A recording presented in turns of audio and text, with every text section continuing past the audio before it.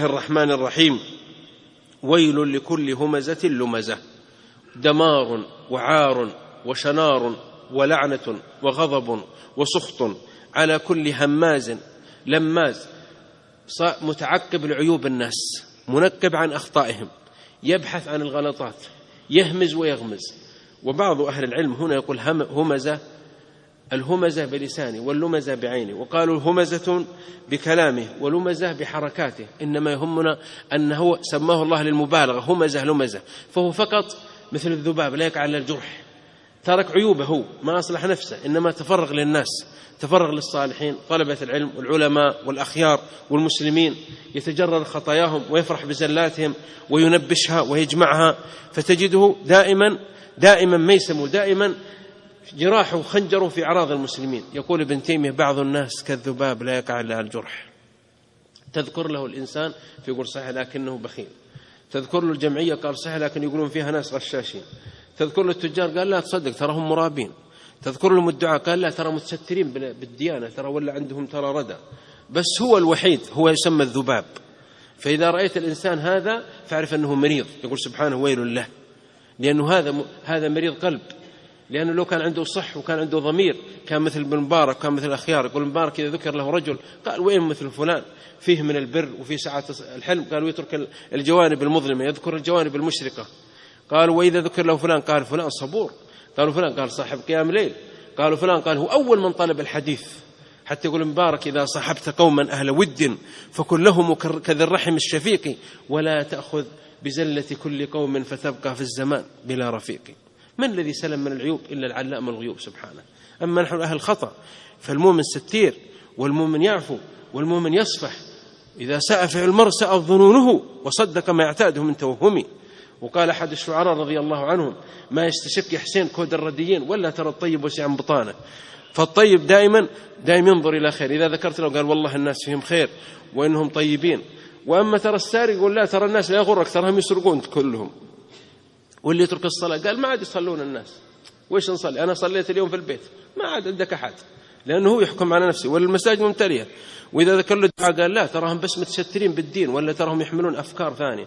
كذاب، هو مغتاب، اسمه همزة لمزة، يعني حقير، يعني يسمى نذل. فهذا في ميزان الحق لا يساوي شيء. يكفي أن الله يقول ويل لكل همزة لمزة الذي جمع مالا وعدده. هذا يقول أنه سبب نزول الآية أن أمية بن خلف، وقيل أبية بن خلف، أبي وأمية هو أفلس من أخيه، أبي بن خلف وأمية بن خلف، رجلان شقيان معارضان عاصيان للإسلام، أبي بن خلف وأمية بن خلف. أحدهم كان عنده قنطار من ذهب، كان يبيع في سوريا في الشام رحلة الشتاء، وفي الصيف في اليمن، أو أحدهما هنا وهنا. فيأتي قبل الغروب قبل ما ينام يقلب الجواهر هذه الدنانير ويقبلها ويعددها، لا يخاف لا يغلط فيها، ويردها ويصرها وينومها ويحط راسه عليها. قال سبحان الذي جمع مالا وعدد. هكذا وصف العلماء. ويمشي على القائمة. ترى كثير من التجار والبخلاء مثل هذا القائمة، هو بس مثل. جمع مالا وعدده، يعده ريال ويحسبه حسابا دقيقا، حتى بعضهم يقول يحسب ولا يصلي، ولو بيحسب لو يسبح مثل ما يحسب أمواله كان من أعظم الذاكرين لله. بس فاخر سبح حتى ما يفضى يأكل، ما عنده وجبات، فقط كله في العمل واتصالات وشيكات وأرصدة والبورصة ومتابعتها. إيش هذه الحياة؟ ثم ماذا؟ ثم يدس جيفة في التراب. وين العمل؟ وين الإنفاق؟ وين السعي؟ وين الإعداد الآخرة؟ قال سبحانه يحسب أن ماله أخلده. يقول يظن هذا الغبي أنه بيخلد بالمال.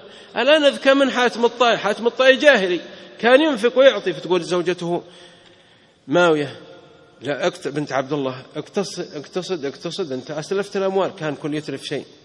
قال أماوية إن المال غاد ورائح، ويبقى من المال الأحاديث والذكر. أماوي ما يغني الثراء عن الفتى إذا حشرجت يوما وضاق بها الصدر. ذكرت عائشة في سكرات، وأبو بكر في سكرات الموت. فيقول سبحانه يحسب هذا الغبي الأحمق أن ماله أخلد. والله ماله ما يمنعه من الموت، يموت في اللحظة المقدرة له والدقيقة والثانية التي كتبت عليه. ما يمنع المال يمنع من العذاب إذا أنفق في سبيل الله. أما تكدسه وتجمع وتكون خادما له خازنا له فقط، هذا لن يخلدك في الدنيا. يقول حاتم في قصيدة أخرى: أريني غنيا مات من قبل حينه فيرضى فؤادي أو بخيلا مخلدا. أعطوني بخيل خلده مال ما خلده. قال سبحانه كلا، يقول كلامه غير صحيح ومعتقده غير صحيح وردعا له وزجرا له وخيبة عليه وندامة له. لينبذن في الحطمة، لكن شوف الاختيار، ينبذن والحطمة. ينبذن يؤخذن بقوة وبعنف ويرمى في النار كأنه حشرة، والحطمة النار يحطم بعضها بعضا، نعوذ بالله من النار. هذا الفاجر المعرض الذي عطل الحقوق هو متعرض لعيوب الناس، مانع للحق، فلا بذل الندى ولا كف الأذى. يقول أهل العلم أفضل الناس من بذل الندى وكف الأذى. ولذلك أوصيكم لا تكون ألسنتكم كالمكراض للأعراض، احفظوا هذه الجملة، لا يكون لسانك كالمكراض للأعراض، فإن هذا أقبح الناس. ولا تمنع نداك ولو البسمة ولو الكلمة الطيبة. قال وما أدرك ما الحطمة. يقول سبحانه أنت ما تدري ما الحطمة، الحطمة شيء فوق الوصف، أنت ما تعلم خبرها. الحطمة نار أوقدها الله يأكل بعضها بعضا، نعوذ بالله منها، نار جهنم التي يلقى فيها هؤلاء الأشرار الفجار الكفار المعاندين. وما أدرك ما الحطمة نار الله، ما هي نار فرعون ولا النمرود ولا قارون، نار الله. الله له نار، الله له جنة، الله له كتاب، الله له بيت، الله له رسول، الله له أولياء، الله له بيوت. أما بيته فالكعبة والمساجد، وأما رسوله فمحمد صلى الله عليه وسلم، وأما كتابه فالقرآن، وأما أولياءه فالمؤمنون الصالحون، وأما ناره فجهنم، وأما جنته فما عدها الله لأوليائه. نسأل الله أن يجعلنا من أهل الجنة.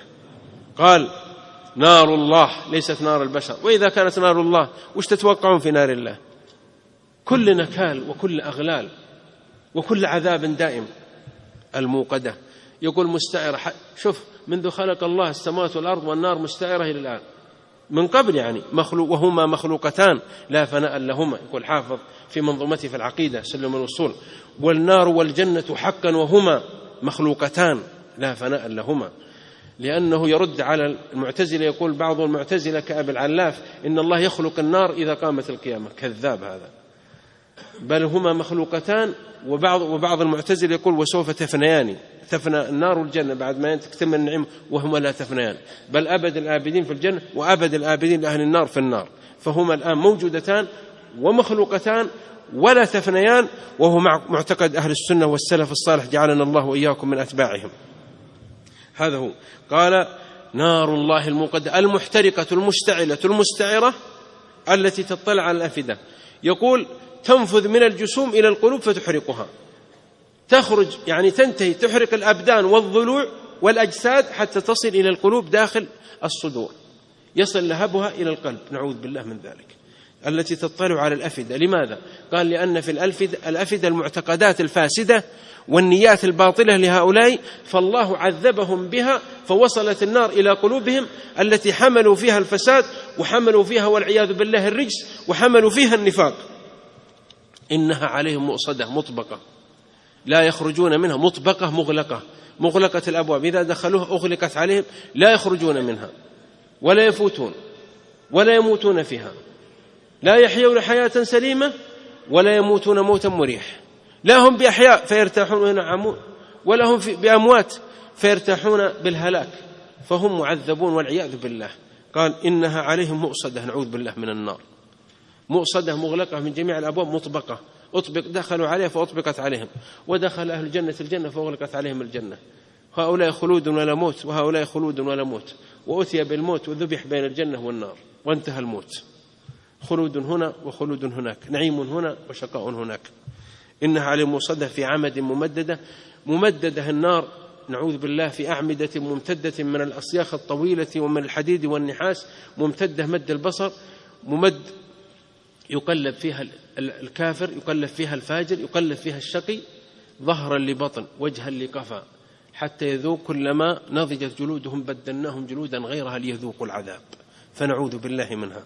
ألا فإني نذير لنفسي ولكم أن تجعلوا بينكم وبين عذاب الله ونار الله وقاية، من العمل الصالح، من الوضوء، من الصلاة، من قراءة القرآن، من الصيام الصادق، من حسن الخلق مع المسلمين، من التواضع لعباد الله، من الدعوة من الحرص على طلب العلم النافع. قال الله وقال الرسول عليه الصلاة والسلام: الذي يوصلكم إلى رضوان الله.